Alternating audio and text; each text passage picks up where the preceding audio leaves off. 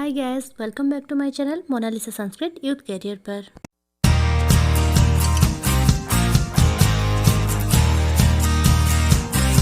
तो friends, last video में हमने कर्मधारय समास के परिचय के बारे में देखे थे कि कर्मधारय समास किसे कहते हैं और उसके भेद क्या क्या हैं।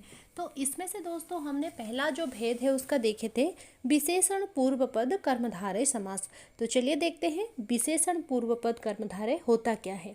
देखिए, नाम से ही पता चल रहा है हमें कि विशेषण पूर्व पद, यानी जब समास का परिचय हम देख रहे थे उसमें मैं बताई थी आप लोगों को कि पूर्व पद और उत्तर पद दो पद होते हैं, संधि में भी हमने पढ़ा था। तो इसमें कह रहा है कि जो समस्त पद है उसमें अगर पूर्व पद विशेषण हो तो वो विशेषण पूर्व पद कर्मधारय कहलाएगा, क्योंकि जो कर्मधारय समास है वो तो विशेष विशेषण को लेके होता है। वो हमने परिचय में जब देख रहे थे, इससे पहले वीडियो में देखे थे। तो देखिए, इसमें कहा उत्तर पद होगा विशेष्य और पूर्व पद होगा विशेषण। लेकिन इसमें एक और कहता है कि समानाधिकरण युक्त समासम कर्मधारय समासः, यानी ये जो विशेषण पूर्व पद कर्मधारय है ये कैसा है, समानाधिकरण। समानाधिकरण का मतलब क्या होता है दोस्तों ना, जो दो पद है ना वो पूर्व पद जिस विभक्ति वचन में होगा उत्तर पद भी उसी विभक्ति वचन में ही होगा, यानी समान विभक्ति वचन रहने को कहते हैं समानाधिकरण। ठीक है, क्लियर फ्रेंड्स। तो सीधी सी बात, जहाँ समानाधिकरण अर्थात समान लिंग विभक्ति वचन का होगा विशेष्य विशेषण में, और वो अगर पहला जो पद है यानी पूर्व पद है वो अगर विशेषण पद होगा तो वो कहलाएगा विशेषण पूर्व पद कर्मधारय समास। क्लियर। जैसे कि उदाहरण देखिए, नीलघटः, नीलः च असौ घटः नीलघटः। वैसे नीलोत्पलम, नीलम च तत् उत्पलम नीलोत्पलम। दीर्घरज्जुः, दीर्घारज्जुः दीर्घरज्जुः। अब देखिए, रज्जु शब्द, इसमें रज्जुः पुंगलिंग मत समझ लेना, वो स्त्रीलिंग शब्द है रज्जु शब्द। तो दीर्घारज्जु, इसलिए दीर्घा हो गया स्त्रीलिंग में, दीर्घारज्जुः दीर्घरज्जुः। वैसे उन्नत वृक्षः, उन्नतः वृक्षः उन्नत वृक्षः। क्लियर। उसके बाद कहता है कि दिक् संख्ये संज्ञायाम, ये उसी विशेषण पूर्व पद कर्मधारय में ही आता है ये सूत्र। तो दिक् संख्ये संज्ञायाम का अर्थ क्या है ना, इसमें कहता है जो दिक्वाचक शब्द और जो संख्यावाचक शब्द अगर संज्ञा अर्थ में हो तो वो हो जाएगा कर्मधारय समास। यानी दिग्वाची शब्दों या संख्यावाचक शब्दों के साथ अगर कोई संज्ञा हुआ, संज्ञा क्या होता है दोस्तों, संज्ञा मतलब सभी को पता होगा, संज्ञा किसे कहते हैं ना, किसी व्यक्ति, प्राणी, वस्तु, स्थान या भाव के नाम को बोध कराने वाले जो शब्द है उसे संज्ञा कहते हैं। तो वही कहा, दिग्वाची या संख्यावाची शब्दों के साथ कोई संज्ञा हो तो उसमें क्या हो जाएगा ना, कर्मधारय समास हो जाएगा, जो कि विशेषण पूर्व पद कर्मधारय के अंतर्गत आते हैं। जैसे कि उदाहरण देखते हैं ना, पंच ब्राह्मणाः, पंचचते ब्राह्मणाः, पंच ब्राह्मणाः। इसमें देखिए, पंच ब्राह्मण, पंच हो गया संख्यावाची शब्द और साथ में ब्राह्मण, ब्राह्मण हो गया एक संज्ञा, तो हो गया पंच ब्राह्मणाः कर्मधारय समास में आ गए, मतलब विशेषण कर्मधारय समास। उसके बाद क्योंकि वो भी हो गया ना संख्या, जैसे विशेषण कर्मधारय उत्तर पद जो कहा था पूर्व पद जो है वो विशेषण होगा, तो पंच हो गया इसमें विशेषण। वैसे सप्तर्षयः, सप्तचतुरुषयः सप्तर्षयः। एक पुरुषः, एकः पुरुषः एक पुरुषः। तो ये था संख्यावाची शब्द। अब देखते हैं दिग्वाची शब्द है कि नहीं।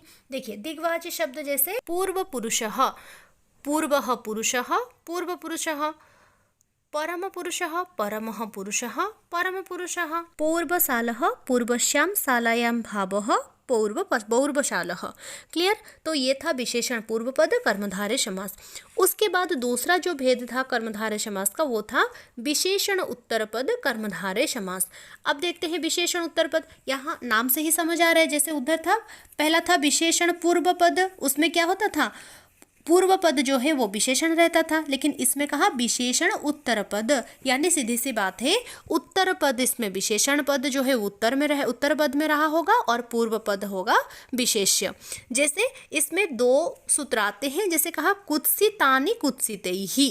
ठीक है, कुत्सितानि कुत्सितैहि मतलब कुत्सित मतलब शब्द अर्थ होता है निंदा अर्थक, यानी किसी को निंदा किया जाता है, वैसे अर्थ में अगर पूर्व पद विशेष्य और उत्तर पद विशेषण होगा तो वो आएगा विशेषण उत्तर पद कर्मधारय के अंतर्गत। और ध्यान रखना दोस्तों, कर्मधारय समास जो है हम किस में पढ़े थे, तत्पुरुष समास के अंतर्गत हमने पढ़ा था, ये भूल नहीं जाना, ठीक है।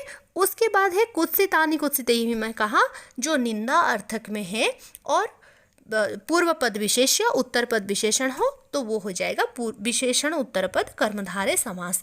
जैसे कि उदाहरण देखते हैं, वैयाकरण खसुचि ही, अर्थात इसमें क्या है दोस्तों, वैयाकरण खसुचि मतलब वैयाकरण मतलब क्या है, जो व्याकरण को जानता है उसे कहते हैं वैयाकरणी। उसके बाद खसुचि जो शब्द है वो एक निंदा अर्थक में प्रयोग किया गया है, तो इसका विग्रह होगा वैयाकरण च असौ खसुचि वैयाकरण खसुचि।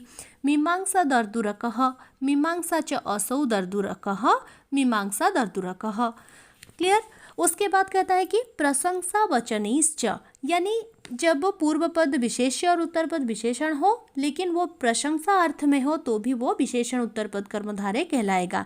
जैसे गो मल्लिका, गौश्च इयं मल्लिका गो मल्लिका। विद्वत्तल्लजः, विद्वान् च असौ तल्लजः विद्वत्तल्लजः। क्लियर। फिर आगे तीसरा भेद है। हाँ दोस्तों, आपको अगर मेरा वीडियो अच्छा लग रहा है ना तो लाइक और शेयर करना ना भूले। और हाँ, ये जो सारे हम अभी पढ़ रहे हैं ना, इसका अगर नोट्स आप लोगों को चाहिए तो आप मेरे टेलीग्राम ग्रुप में ज्वाइन हो सकते हैं, उसका लिंक मैं डिस्क्रिप्शन बॉक्स में डाल। और अभी तक अगर आपने मेरे चैनल को सब्सक्राइब नहीं किया तो जल्द से जाकर सब्सक्राइब कर लीजिए और साथ ही बेल आइकन को दबा लीजिए। तो चलिए इसका तीसरा भेद देखते हैं। फिर कर्मधारय का जो तीसरा भेद है वो होता है विशेषण उभय पद कर्मधारय समास।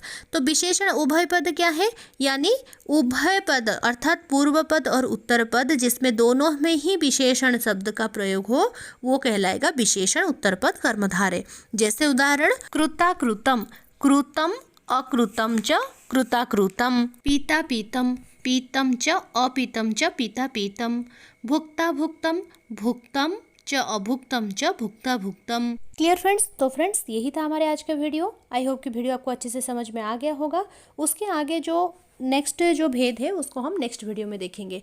तो चलिए फ्रेंड्स, नेक्स्ट वीडियो में फिर मिलते हैं। जयतु संस्कृतम जयतु भारतम। धन्यवाद।